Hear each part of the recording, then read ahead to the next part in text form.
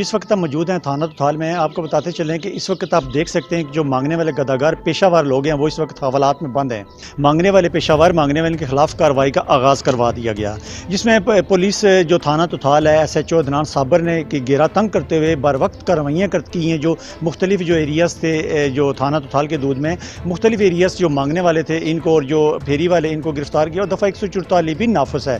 दफ़ा 144 की जो खिलाफ वर्जी करता है उसके खिलाफ मुकदमा दर्ज किया जाता है 188 का।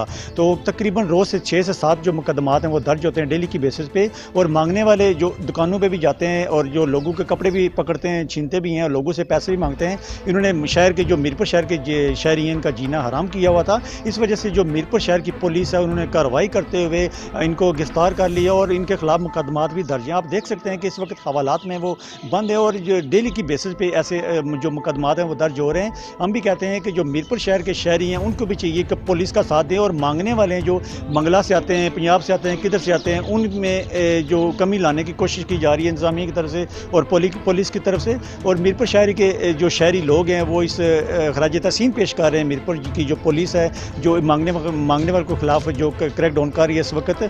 और ये शहरी बहुत खुश हैं इस वाले से कि जो मांगने वाले हैं उनकी तादाद में कमी लाई जाए। कैमरा मैन के साथ साजिद नज़ीर, अदालत न्यूज़, मीरपुर, आज़ाद कश्मीर।